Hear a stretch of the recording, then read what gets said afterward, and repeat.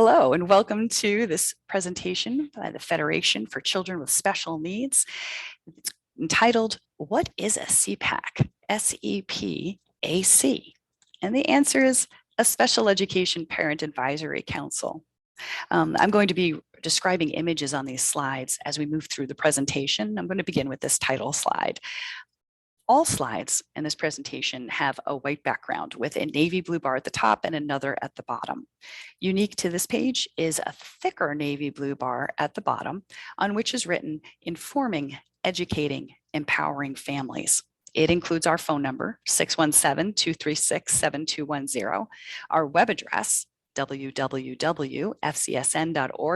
and our general email address, info@fcsn.org. And finally, below that, there are social media icons for Facebook, Twitter, LinkedIn, and YouTube. On all other slides, the bottom bar reads only copyright Federation for Children with Special Needs 2022. Also unique to this slide are the words Federation for Children with Special Needs in gray letters across the top of the white space with the Federation logo of 5 hearts, in each one in a different color, red, yellow, green, blue, and purple in autumnal hues, and they're joined at the points to form a circle. Next slide.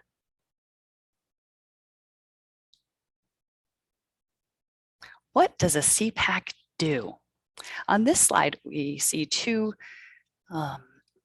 logos from different SEPACs. One is in color from the Lawrence SEPAC. It has 5 cogs working together, gears, as it were, each one in a different color with a different word on them, and climbing through over those gears and being lifted to the top are different shapes of people. And there's a triumphant one, arms raised at the top on the word solution. On the bottom, we have a green gear, which says assistance. Above that, a red one that says help. It's connected to a blue one that says support, which leads to a yellow one that says advice, and then that purple one that says solution. Below all of that image, it says, it reads Special Education Parent Advisory Council, both in English and in Spanish. And below that is the logo for the Newton SEPAC. Growing out of the word SEPAC is a tree in gray. It has many branches, and nestled among its even more plentiful leaves is the word Newton. Special Education Parent Advisory Councils, they have tremendous potential to have a positive impact on special education programs in a school district. Since 1986, Massachusetts state law has required that all public school districts maintain a parent advisory council and do whatever take whatever steps are necessary to ensure that one does exist. These groups are completely volunteer driven. Leaders of a SEPAC, members of a SEPAC, they are family members of students with disabilities. So they have a unique perspective on how issues, how programs, how policies might create issues for them, and they can be great advisors on what is working and what might need attention still from the school district. Next slide. How is a SEPAC different from a PTO? On this page, there's one image. It is a thought bubble outlined in yellow, and it's pale blue on the inside, and it reads, participation in a SEPAC offers the opportunity to raise questions, voice concerns, and provide direct input to district leadership and influence policy and program decisions. So while a PTO is bound to one school and is focused really on enrichment, providing valuable enrichment to the students in the school and support to the teachers, and a way to show appreciation for teachers as well. The SEPAC is a district-wide organization, and it's focused on advising the administration, the school committee to whom they report, and district leaders and community leaders as well on how to support students with disabilities. Now, SEPACs often work with PTOs and other district parent groups working to benefit all students strengthens the school community. Often a liaison will be, a SEPAC liaison specifically, will be posted as part of the PTO, or at least within the school, so that parents in a school have a familiar face to turn to when they might have a special education question. And that liaison, if a question is more than they're prepared to handle, can then refer that and elevate it to the SEPAC board members, and then they will help the parents in question. And ultimately, SEPACs have a wonderful opportunity to strengthen communication between district and families, sharing information in both directions. Reciprocal communication is so important, and the SEPAC is uniquely situated to be a conduit that when the SEPAC is healthy and the relationship between the school district and the SEPAC is strong, it can be a excellent tool for family engagement. Now, who could be part of the SEPAC? Under Massachusetts state law, membership of a SEPAC is open to any caregiver of a student with disabilities and any other interested party. And we do want to point out that the P in SEPAC, when we say special education, parent advisory council, we do want you to know it's not limited to parents specifically. It can be parents, biological parents, adoptive parents, foster parents, guardians, grandparents, any extended family caregivers, special education, surrogate parents. It's room for anyone who is caring for and has an interest in how policies and programs are affecting students with disabilities in that district. And it's important to note, you can come as you are. There is no special experience, no unique set of skills that anyone needs to have. All you need to have is care for a student with disabilities in that district to become a member of the SEPAC. And on this slide, we have one image. It's of a family in front, outdoors. Looks like they might be in front of the ocean. And it's 4 people, a mother, a father, teenage daughter, and then a middle school student as well. I can't tell if it's male or female, that person. And the mother and 2 children have beautiful smiles and beautiful brown skin. And the father also has a wonderful smile and appears to be Caucasian. Next slide. What is the role of a SEPAC? Well, ultimately, from the beginning to the end, the SEPAC is an advisory council. So to be an effective advisory council, a group would have to gather information from the people that they represent and then package that, synthesize that, and then present it in a way that is compelling and meaningful, respectful, and collaborative to decision makers and local leaders. So the SEPAC's purpose is to advise, and then they can advocate for their position, but ultimately they are offering guidance, and the decision making is still squarely in the wheelhouse of the district officials. So SEPACs do not decide policy, but they can improve the lives of students with disabilities and their families. They can help identify and uncover unmet needs in the district by listening to parents, by being open, by having regular meetings where parents can attend, offering phone numbers and email addresses that parents can contact the SEPAC leadership and share their thoughts.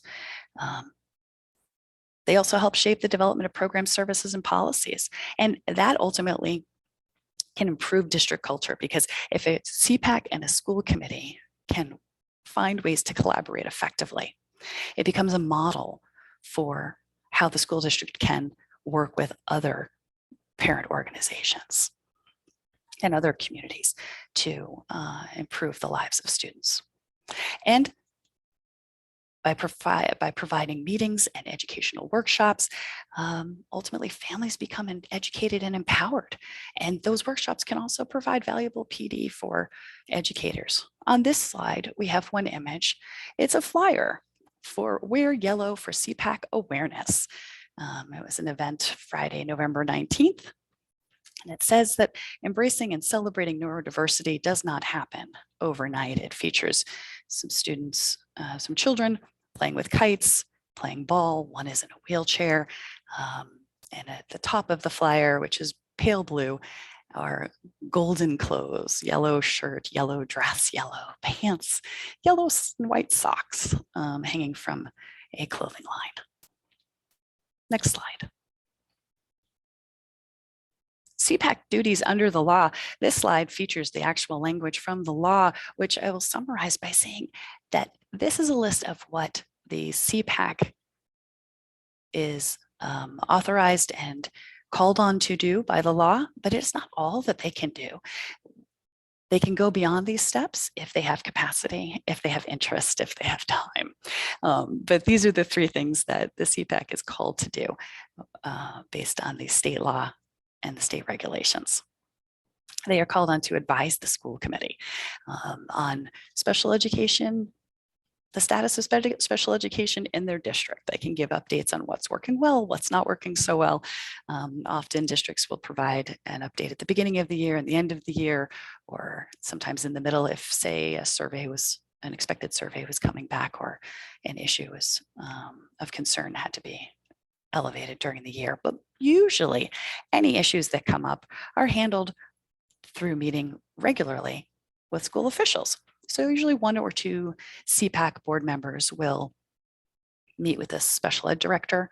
They're monthly, and additional meetings might be held with superintendents, say quarterly or twice a year, or principals, and anything that makes sense for that school district. It's going to be different every year based on the different people, based on capacity, based on the needs of the district. And then ultimately, as we've been talking about, when we keep talking about the advising role, participating in the planning and development, implementation, evaluation of any special education programs and policies that are being enacted in the district. So here you'd want SEPACs would be looking for ways to be included in hiring committees or planning committees. Some school committees have subcommittees that might be relevant. Usually there's a policy committee. Often there's a special education subcommittee. And it's important to note that SEPACs are parent driven, and they do set up their own bylaws by which to operate their organization. Next slide. This slide features an image of the seal of Massachusetts for the state. Features an Indigenous man standing inside a coat of arms, and above him is a colonist's arm wielding a sword. And the state motto circles that image, and it's in Latin, but I'm going to read the translation, which is, "By the sword we seek peace, but peace only under liberty."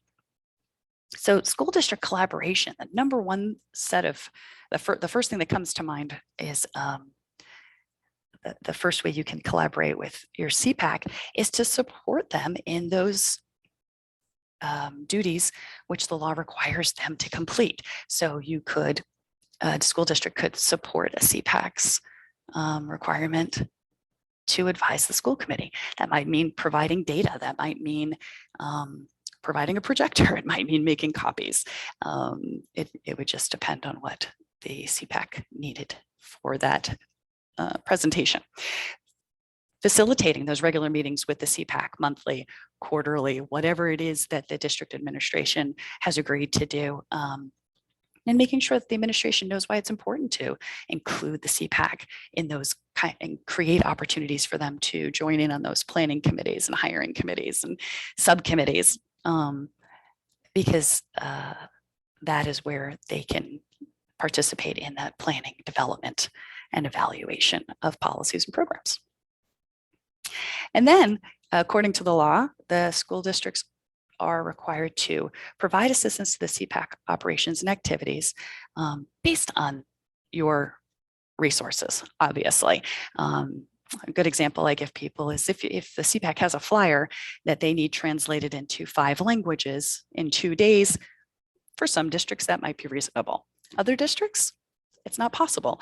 So it's good, might be a good use of time to discuss what the roles and responsibilities will be of each party and what timelines look like and what capacity really looks like, so that planning can be smooth and effective.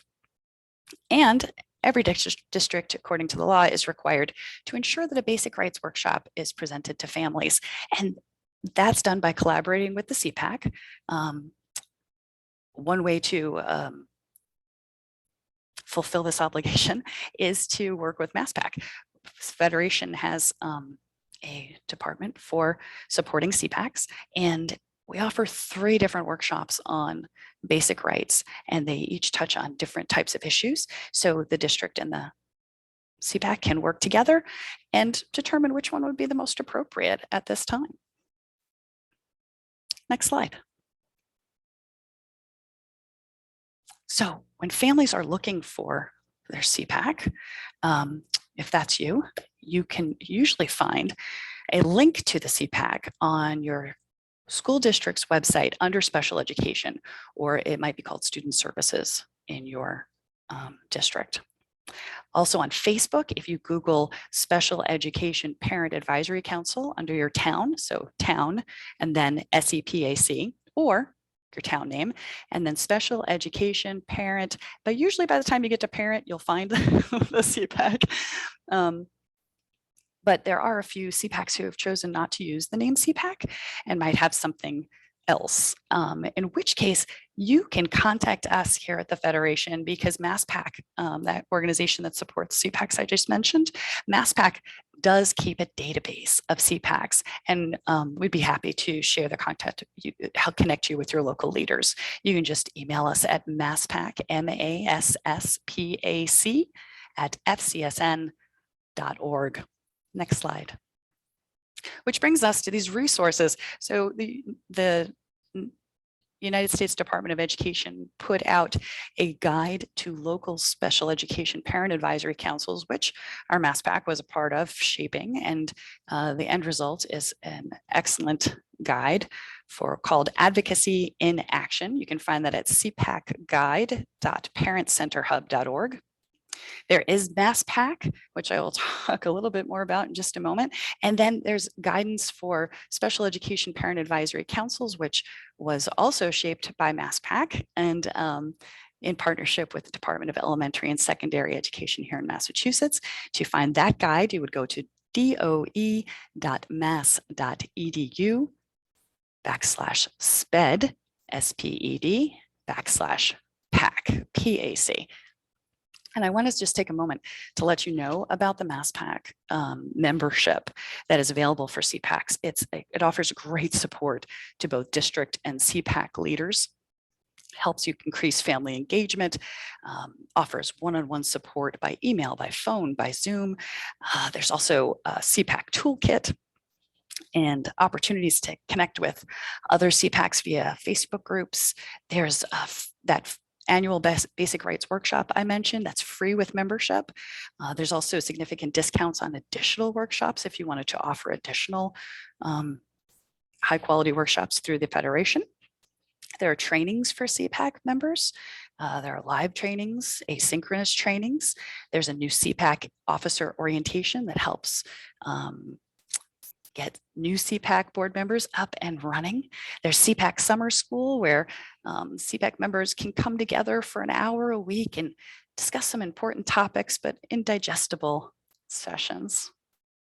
There are monthly networking sessions, there are webinars, plus, I know you thought I was done.